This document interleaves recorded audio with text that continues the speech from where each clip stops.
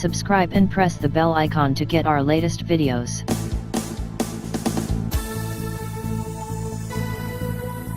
Hello दोस्तों, आज आपका स्वागत है मेरे YouTube के चैनल में। दोस्तों आज की इस वीडियो में हम लोग ग्रेविटेशन जो चैप्टर था उसी को कंटिन्यू करेंगे। मैं 2 वीडियो इसके ऊपर बना चुका हूँ। आप अगर वो वीडियो नहीं देखे तो पहले वो वीडियो जाके देख लो। वो कॉन्सेप्ट क्लियर होने के बाद ये तीसरी वीडियो इसके ऊपर मैं बना रहा हूँ, जहाँ पे हम लोग कोशिश करेंगे चैप्टर को खत्म करने की।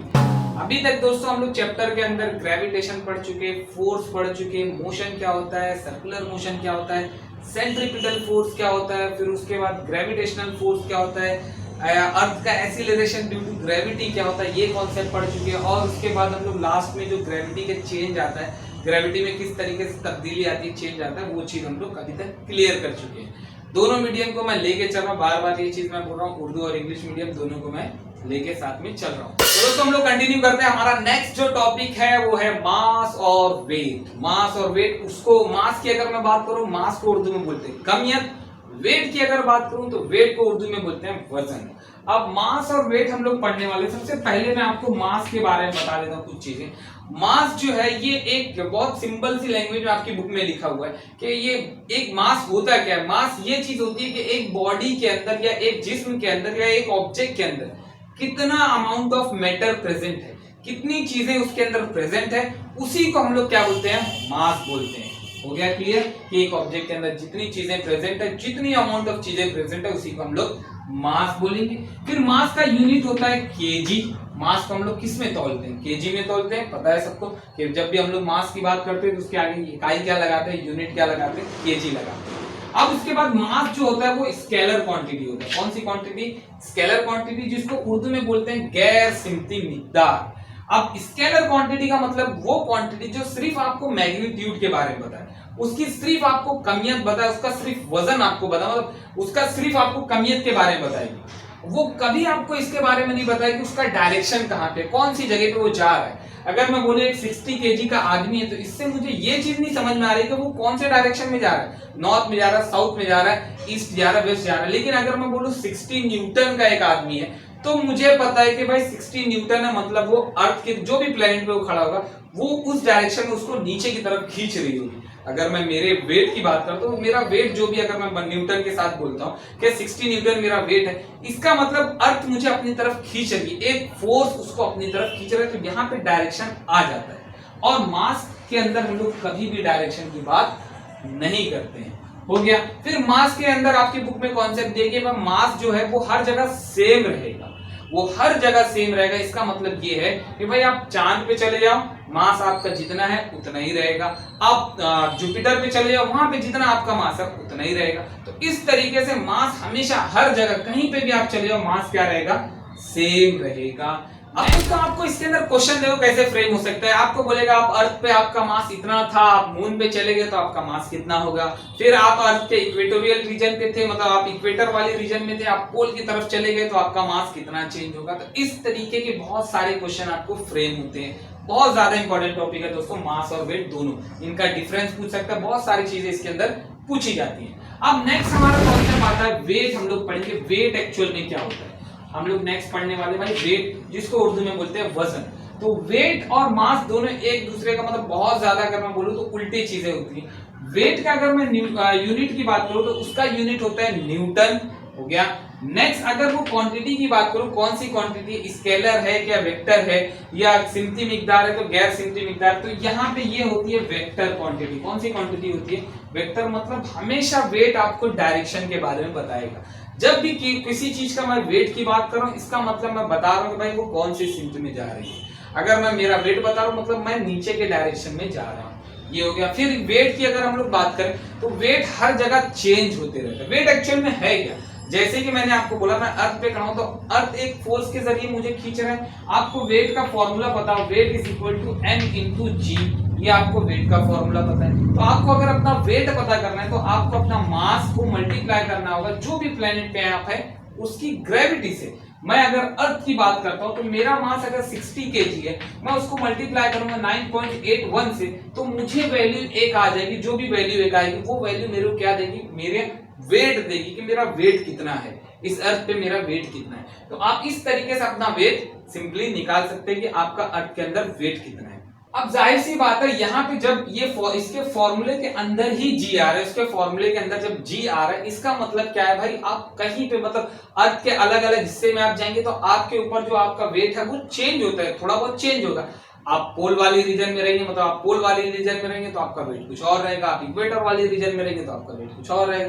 क्योंकि जहां पे जब हम लोग बात करते हैं पोल और इक्वेटर की, तो वहां पे क्या होता है, जी की वैल्यू चेंज होती है। जब जी की वैल्यू चेंज होगी तो आपका वेट भी क्या होगा, चेंज होगा। और जब मैं प्लेनेट की बात करता हूं तो प्लेनेट पे सबको पता है कि भाई हर प्लेनेट की ग्रेविटी अलग अलग होती है। तो जब मैं मून पे जाऊंगा तो जाहिर सी बात है मेरा वेट क्या होगा, कम होगा। तो यहाँ पे यही कॉन्सेप्ट आएगा भाई, इस तरीके के क्वेश्चन आएंगे कि आप अर्थ पे मतलब अर्थ पे थे फिर मून पे चले गए तो आपका वेट कितना चेंज होगा, क्या चेंज होगा, किस तरीके से। इस तरीके के बहुत सारे क्वेश्चन आपको पूछे जाएंगे, चेंज होगा नहीं होगा, इस तरीके बहुत सारे क्वेश्चन आपको पूछेगा। तो ऐसे आपको समझ में आएगा भाई वेट क्या है, हर जगह चेंज होता है, मास हर जगह सेम रहता है। वेट की अगर बात करूं तो वेट एक वेक्टर क्वांटिटी है, मास की अगर बात करूं तो मास क्या है, स्केलर क्वांटिटी है। और इसके अंदर भाई ये हर जगह वेट क्या है, हर जगह चेंज होगा, मास क्या है, हर जगह सेम रहेगा। क्लियर?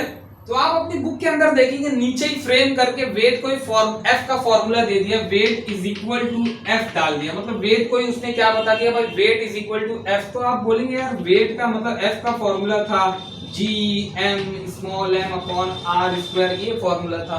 तो ये डब्ल्यू इसके बराबर कैसे होगा, क्योंकि डब्ल्यू का फॉर्मूला तो एम इंटू जी है। जब W का फॉर्मूला m इंटू जी है तो F का फॉर्मूला इतना है, तो ये दोनों एक दूसरे के इक्वल कैसे हो गए, सिंपल। ये दोनों एक दूसरे के इक्वल कैसे, बहुत सिंपल सा क्वेश्चन है। तो ये सिंपल सी चीज आपको पता है, G का मैंने आपको फॉर्मूला बताया था, G का फॉर्मूला था जी m अपॉन आर स्क्वायर, यही फॉर्मूला बताया था। अब यहीं पे अगर G की वैल्यू में लाके रखता हूं तो W इज इक्वल टू क्या हो जाएगा, m वैसे ही रहेगा G m upon R square, और ये दोनों क्वांटिटी आप देखो सेम है, एक जैसी है। तो ये इसीलिए बोले जाते हैं जो आपका वेट है वो एक्चुअल में क्या है, फोर्स है। जो हमने जो पहला कानून उसमें डिराइव किया था यूनिवर्सल लॉ, उसके ही बराबर होता है ये वेट। आप यहां से भी चीजें देख सकते हैं, इस फोर्स के अंदर भी ये वैल्यू इतनी क्या है, ये वैल्यू इतनी g है। तो यहाँ पे f क्या हो जाएगा, f हो जाएगा g m हो जाएगा। मतलब यहाँ पे फोर्स इज इक्वल टू किसके बराबर रहता है, वेट के बराबर रहता है। क्लियर? या weight is equal to force के बराबर रहेगा। ये कॉन्सेप्ट बहुत आसान है, सिंपल सा, इसके ऊपर भी बहुत सारे न्यूमेरिकल आपको पूछे जाते हैं। तो दोस्तों अभी हम लोग थोड़ा एक एक क्वेश्चन में थोड़ा बहुत इंटरेस्टिंग क्वेश्चन ऐसे लेके जाता हूँ, फिर लास्ट में जब चैप्टर खत्म हो जाएगा तो सारे जो बुक टेक्स्ट के बुक पे जो बुक के अंदर जो क्वेश्चन पूछेंगे वो सारे क्वेश्चन हम लोग साथ में करेंगे। तो अभी आपकी बुक में पेज नंबर 10 पे बहुत सिंपल सा एक क्वेश्चन पूछा है कि भाई आप अर्थ की सरफेस से ऊपर जाते जाएंगे तो क्या वेट के अंदर चेंज आएगा। मैं भाई अर्थ की सरफेस से अगर ऊपर की तरफ जा रहा हूं तो क्या वेट मेरा चेंज होगा। तो वेट चेंज होने के लिए क्या चीज का चेंज होना जरूरी है कि भाई आपको पता है मास क्या है, कांस्टेंट है, मास कभी चेंज नहीं होगा। सबको पता है, आप ऊपर जाओ नीचे जाओ कहीं पे भी जाओ, मास आपका कभी चेंज नहीं होगा। तो चेंज कौन सी वैल्यू होगी, अगर आप अर्थ के ऊपर जाओगे तो मैंने आपको बता दिया ग्रेविटी क्या होती है। जब आप अर्थ के ऊपर जाओगे तो ग्रेविटी क्या होती जाती है, कम होती जाती है। आप अर्थ से ऊपर जाएंगे तो ग्रेविटी कम होती जाएगी। ग्रेविटी अगर कम हो रही है, जब ग्रेविटी कम होगी तो वेट भी क्या होगा, कम होगा, क्योंकि दोनों सामने सामने हैं, डायरेक्टली प्रोपोर्शनल है। जब हम अर्थ के अंदर जाते हैं तो वहां पे भी ग्रेविटी क्या होता है, चेंज होता है। तो वहां पे जब ग्रेविटी चेंज होगा तो आपका वेट भी क्या होगा, चेंज होगा। तो इस तरीके के बहुत सारे क्वेश्चन फ्रेम होते हैं, आते हैं, आपको पूछता है क्यों ऐसा होगा। तो इस तरीके से आप बता सकते हैं कि भाई वेट जब हम लोग अर्थ के ऊपर जाते हैं तो वहां पे ग्रेविटी चेंज होती है, जब ग्रेविटी चेंज होगी तो मास वेट भी क्या होगा, चेंज होगा। इस तरीके के आप वहां पे एक्सप्लेन कर सकते हैं। अब दोस्तों हम लोग बढ़ते हैं हमारे नेक्स्ट टॉपिक बहुत इंटरेस्टिंग और बहुत ज्यादा इंपॉर्टेंट ये भी टॉपिक है। अभी तक देखो इंपॉर्टेंट टॉपिक की अगर मैं बात करूं तो एक्सीलरेशन ड्यू टू ग्रेविटी बहुत ज्यादा इंपॉर्टेंट है, केपलर का कानून बहुत ज्यादा इंपॉर्टेंट है, फिर उसके बाद अभी जो हम लोग ने मास और वेट किया वो बहुत ज्यादा इंपॉर्टेंट है। अब यहाँ पे नेक्स्ट आता है फ्री फॉल और इसके लास्ट एक टॉपिक आता है एस्केप वेलोसिटी। ये इतने टॉपिक इस चैप्टर के थोड़ा बहुत इंपॉर्टेंट है। दोस्तों हम लोग अब नेक्स्ट हमारा टॉपिक करते हैं। नेक्स्ट टॉपिक हमारा है फ्री फॉल, जिसको उर्दू में बोलते हैं आजादाना हरकत। बहुत ज्यादा इंपॉर्टेंट टॉपिक है दोस्तों। सपोज मेरे हाथ में चौक है, अब इस चौक को मेरे हाथ में लिया हूं, उसके बाद अगर इस चौक को मैं छोड़ देता हूं, छोड़ने के बाद वो नीचे आ रहा है तो क्या ऑब्जर्वेशन आप करते हैं, क्या क्या चीजें आप देखते हो, इस तरीके के क्वेश्चन पूछे। तो सिंपल सा कॉन्सेप्ट है फ्री फॉल का। फ्री फॉल का मतलब ये है कि भाई एक ऑब्जेक्ट ये पत्थर को, ये चौक को जैसे ही मैंने छोड़ा तो चौक मेरे हाथ पे सीधा आया, तो चौक के ऊपर कौन सा फोर्स लग रहा था? एक ही फोर्स लग रहा था, जो था ग्रेविटेशनल फोर्स या ग्रेविटी फोर्स मैं बोलूं, ग्रेविटी फोर्स, सही है। मतलब जब भी पत्थर को मैं ऊपर से नीचे छोड़ रहा था तो उसके ऊपर एक ही फोर्स लग रहा था, दूसरा कोई फोर्स अवेलेबल नहीं था, सिर्फ एक फोर्स लग रहा था, वो था ग्रेविटेशनल फोर्स या ग्रेविटी वाला फोर्स। तो जब उस ऑब्जेक्ट के ऊपर सिर्फ एक ही फोर्स लगे और उसी फोर्स की वजह से वो स्टोन नीचे आने लगे, वैसे फोर्स को हम लोग क्या बोलते हैं, वैसी कंडीशन या वैसे फोर्स को हम लोग क्या बोलते हैं, जो ऑब्जेक्ट है वो फ्रीली फॉल हो रहा है, मतलब उस ऑब्जेक्ट के ऊपर फ्री फॉल हो रहा है। अगर आपको डेफिनेशन पूछेगा भाई फ्री फॉल क्या होता है, आपको लिखना है कि भाई एक ऑब्जेक्ट के ऊपर जब सिर्फ एक फोर्स एक्ट करे, वो कौन सा फोर्स, ग्रेविटी वाला फोर्स, तो मतलब ऑब्जेक्ट के ऊपर कौन सा फोर्स लग रहा है या वो फॉल कौन सा है, जो ऑब्जेक्ट जो फॉल से नीचे की तरफ आ रहा है, वो फॉल को ही हम लोग क्या बोलते हैं, फ्री फॉल बोलेंगे या आजादाना हरकत बोलेंगे। क्लियर? फिर दोस्तों हम लोग नेक्स्ट आपकी बुक में कुछ क्वेश्चन दिया, मतलब बताया गया है कि भाई जब एक ऑब्जेक्ट ऊपर से आप नीचे गिराते हो तो उसके ऊपर, जब वो ऑब्जेक्ट ऊपर से नीचे गिरता है, ये सपोज एक ऑब्जेक्ट है, ये नीचे की तरफ आ रहा था, तो इसको एक फोर्स था जो उसको ऊपर की तरफ मतलब धकेल रहा था। कौन सा फोर्स? एयर का फोर्स। एयर हमेशा एक अपोजिट फोर्स लगा के उस ऑब्जेक्ट को रोकने की कोशिश करती है। इसके लिए कभी भी फ्री फॉल, मतलब एक आइडियल फ्री फॉल की अगर मैं बात करूं, आइडियल फ्री फॉल की अगर मैं बात करूं तो वो इम्पॉसिबल है। मतलब जब भी एक कोई ऑब्जेक्ट को हम लोग नीचे गिराते हैं तो एयर हमेशा एक फोर्स लगा के उसको रोकने की कोशिश करती है। इसीलिए वो मिसाल दी जाती है कि भाई हम लोग जब एक मतलब जब आप बोलते हो कि भाई ग्रेविटेशनल फोर्स हर ऑब्जेक्ट पे सेम होता है, कि भाई आप अगर बोल रहे हो कि भाई ग्रेविटेशनल फोर्स हर ऑब्जेक्ट पे सेम होता है, कि एक बड़ा पत्थर ले लो या एक पर ले लो या एक कागज ले लो, ऐसे गिव रीजन आपको पूछेगा कि एक बड़ा पत्थर ले लो और एक कागज ले लो या एक पर ले लो, दोनों को अगर मैं गिराता हूं तो क्यों पत्थर जल्दी आ जाता है, क्यों पर लेट आता है? तो यहाँ पे अगर हम लोग बात करें तो यही जो बायोंसी फोर्स है, ये जो फोर्स नीचे से एयर का फोर्स लग रहा है, वही फोर्स की वजह से वो फोर्स उसको क्या करता है, वो फोर्स उसको रोकने की कोशिश करता है। इसीलिए पत्थर के, जब पत्थर नीचे गिरता है तो वो फोर्स, उतना ज्यादा फोर्स उसके ऊपर नहीं लगा पाता, उसको रोक नहीं पाता उतनी तेजी से। लेकिन जब मैं पर की बात करूं तो पर बहुत, मतलब पर पे वो फोर्स ज्यादा लगा के पर को रोक लेता है। इसके लिए पर घूमता है, टहलता हुआ नीचे की तरफ आता है और वो जो पत्थर है वो आसानी से, तेजी से नीचे की तरफ आता है। तो इस तरीके के गिव रीजन वाले क्वेश्चन भी आगे आएंगे तो हम लोग उसको और अच्छे से समझेंगे। तो यहाँ पे एक फोर्स आपको लगता है जिसको बायोंसी फोर्स बोलते हैं। अब मैंने आपको बता दिया कि ट्रू आइडियल फॉल चाहिए तो आपको एक वैक्यूम क्रिएट करना पड़ेगा, एक ऐसी स्पेस क्रिएट करना पड़ेगा जहां से एयर पूरी तरीके से निकाल देना, दूसरे गैस पूरी तरीके से निकाल देना, और उसके बाद जब उसके अंदर आप कोई चीज को गिराओगे तो वहां पे जो मोशन होगा, जो फॉल होगा, उसी फॉल को हम लोग क्या बोल सकते हैं, आइडियल फ्री फॉल बोल सकते हैं। क्लियर? अब आपकी बुक के अंदर दोस्तों उसी पेज पे एक ब्रैकेट के अंदर ये तीनों इक्वेशन दिया, और मेरा याद रखना दोस्तों ये बहुत ज्यादा इंपॉर्टेंट है। अगर न्यूमेरिकल आपको पूछेगा या तो इसके ऊपर न्यूमेरिकल पूछेगा या G is equal to GM upon R square, या इसके ऊपर या इसके ऊपर, यही दोनों में से एक के ऊपर न्यूमेरिकल आपको पूछने के चांस होते हैं। अब V is equal to GT, V square is equal to 2GS, S is equal to 1/2 GT square, ये तीनों फॉर्मूला आपको बाय हार्ट करना है। सिंपल है। यहाँ पे जो फॉर्मूला ये था, ये न्यूटन के मोशन से फॉर्मूला लाया गया है, जहां पे यहाँ पे पहले ये वैल्यू क्या थी, a थी, मतलब एक्चुअल फॉर्मूला ऐसा है, a थी, v is equal to at plus u plus at है। यहाँ पे इनिशियल वेलोसिटी या इब्तिदाई रफ्तार जो होती है उसको हम लोग 0 कंसिडर करते हैं, और असरे की अगर मैं बात करूं, एसिलरेशन की अगर मैं बात करूं तो एसिलरेशन को हम लोग कंसिडर करते हैं g, क्योंकि जब भी फ्री फॉल होता है तो उसके ऊपर कौन सा एसिलरेशन लगता है, हमेशा ग्रेविटेशनल वाला एसिलरेशन लगेगा। इसके लिए जहां जहां a था वहां वहां वैल्यू रिप्लेस होकर क्या हो जाती है, g हो जाती है। इसके लिए फॉर्मूला होता है पहला v is equal to GT, v square is equal to 2GS, S is equal to 1/2 GT square. ये तीनों फॉर्मूले दोस्तों आपको बाय हार्ट करना है, और इसके लिए दोस्तों आप अगर बाय हार्ट अच्छे से कर लेंगे तो दोस्तों आपको न्यूमेरिकल करने में बहुत ज्यादा आसानी होगी। फिर आपकी बुक में एक क्वेश्चन दिया है कि भाई जब हम लोग एक ऑब्जेक्ट को जमीन से ऊपर की तरफ फेंकते हैं तो वहां पे ये जो g होता है ये हमेशा नेगेटिव होगा, मतलब नेगेटिव रहेगा हमेशा, इसकी वैल्यू क्या रहेगी, नेगेटिव रहेगी। क्यों नेगेटिव रहेगी? क्योंकि वो जब एक ऑब्जेक्ट को आप अगेंस्ट, उसके अगेंस्ट फेंक रहे हो, वो ऑब्जेक्ट चाह रहा है नीचे आना, लेकिन आप उसको ऊपर की तरफ फेंके थे, उसका हमेशा डायरेक्शन क्या होता है ग्रेविटी का, नीचे की तरफ होता है, लेकिन हमेशा आप उसको कहाँ फेंक रहे हो, ऊपर की तरफ फेंक रहे हो। इसके लिए इसकी वैल्यू, जब भी आप एक ऑब्जेक्ट को ऊपर की तरफ फेंकते हो तो यहाँ पे ग्रेविटी की वैल्यू क्या होती है, माइनस होती है। तभी तो वहां पे जो एक पहले आपने एक्सीलरेशन एक लगा के उसको ऊपर फेंका था, वो एक्सीलरेशन धीरे धीरे कम होते जाता है। मतलब यही माइनस वाली साइन उसको पहले 10, 9, 8 मतलब कम करते जाएगी, कम करते जाएगी, और एक वक्त ऐसा आएगा जहां पे उसको जीरो कर देगी। उसके बाद सिर्फ एक ही एक्सीलरेशन उसके ऊपर बचेगा और उस एक्सीलरेशन की वजह से वो नीचे की तरफ आएगा। क्लियर? अब दोस्तों हम लोग नेक्स्ट हमारा कॉन्सेप्ट पढ़ने वाले हैं एस्केप वेलोसिटी, जिसको उर्दू में बोलते हैं ग्रेस शकली रफ्तार। बहुत आसान सा कॉन्सेप्ट है एस्केप वेलोसिटी का। एस्केप वेलोसिटी, एस्केप वेलोसिटी क्या होती है भाई? एस्केप वेलोसिटी, एस्केप से ही हमको समझ में आ रहा है, एस्केप का मतलब होता है बाहर निकलना, वेलोसिटी मतलब रफ्तार होती है। तो ग्रेस शकली रफ्तार का मतलब ये होता है जब भी मैं एक ऑब्जेक्ट को ऊपर फेंकता हूँ थोड़ी देर बाद वो नीचे आ जाता है। सही है, एक ऑब्जेक्ट को अगर मैं ऊपर की तरफ फेंका तो कुछ टाइम बाद वो नीचे की तरफ आ जाता है, और थोड़ा ताकत लगा के फेंकूंगा वो और ऊपर जाएगा, थोड़ा देर तो नीचे आएगा, मतलब थोड़ा टाइम लेगा पहले वाले से कंपेयर करूँ, और थोड़ा ताकत लगा के फेंकूंगा और ऊपर जाएगा, थोड़ा और लेट आएगा जमीन पे।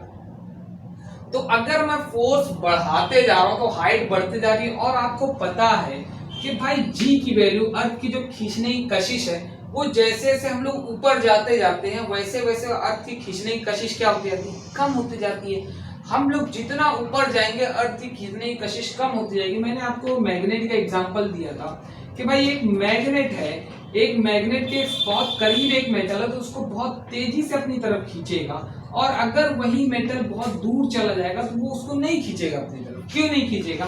क्योंकि इसकी बाउंड्री है जहां तक वो ऑब्जेक्ट को अपनी तरफ खींच सकता है। उस बाउंड्री के बाहर अगर कोई ऑब्जेक्ट चला जाता है तो उससे उसका कोई मतलब नहीं। तो सेम हमारी अर्थ के साथ होता है। हमारी अर्थ की, सपोज अपनी अर्थ है, इस अर्थ की एक बाउंड्री है, इस बाउंड्री के अंदर अगर कोई ऑब्जेक्ट रहेगा तो अर्थ उसको अपनी तरफ खींचेगा, अर्थ उसको अपनी तरफ खींचेगा। लेकिन अगर कोई ऑब्जेक्ट इस बाउंड्री के बाहर चला गया, अर्थ की जो खींचने की कशिश है, क्या आपको पता है कि भाई अगर मैं ऊपर जाते जाऊंगा, हाइट पे जाते जाऊंगा तो क्या होती जाएगी, ग्रेविटी धीरे धीरे धीरे धीरे कम होती जाएगी, और एक वक्त ऐसा आएगा जहां पे ग्रेविटी क्या हो जाएगी, जीरो हो जाएगी, खत्म हो जाएगी। तो वो वक्त कहां पे होगा, जहां पे अर्थ की बाउंड्री खत्म होती है खींचने की, वहीं पे ग्रेविटी क्या हो जाएगी, जीरो हो जाएगी। और जब खींचने की अर्थ की कशिश जीरो हो जाएगी और वो ऑब्जेक्ट अर्थ की कशिश, अर्थ के खींचने वाले डायरेक्शन से बाहर निकल जाएगा, तब उसको अर्थ अपनी तरफ थोड़ी खींचेगा। जिस तरीके से मैग्नेट इस चीज को, इस मेटल को अपनी तरफ नहीं खींचता, उसी तरीके से अर्थ भी उस ऑब्जेक्ट को अपनी तरफ नहीं खींचेगा। तो इसी मतलब एक ऑब्जेक्ट को आप अर्थ की खींचने वाली कशिश वाले इलाके से अगर बाहर फेंक देते हैं, बाहर फेंकते हैं, तो अब उसको अगर मैं बाहर फेंक रहा हूं तो उस बाहर फेंकने के लिए कुछ वेलोसिटी लग रही हो, कुछ रफ्तार लग रही होगी।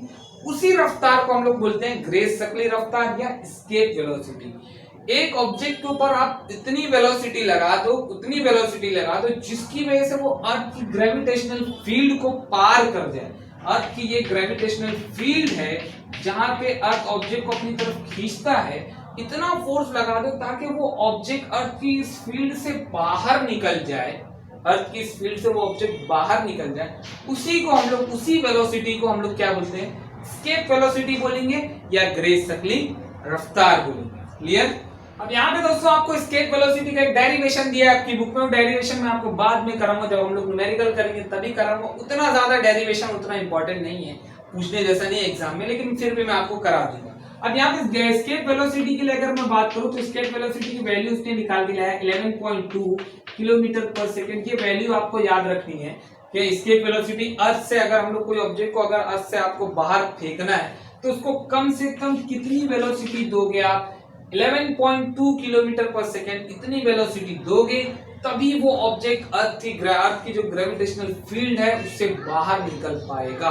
अगर इससे कम वेलोसिटी आपने दी तो ऑब्जेक्ट अर्थ के अंदर फिर से रिटर्न आ जाएगा। आपको अगर कोई ऑब्जेक्ट को बाहर फेंकना है तो कम से कम इतनी वेलोसिटी आपको देनी पड़ेगी। क्लियर?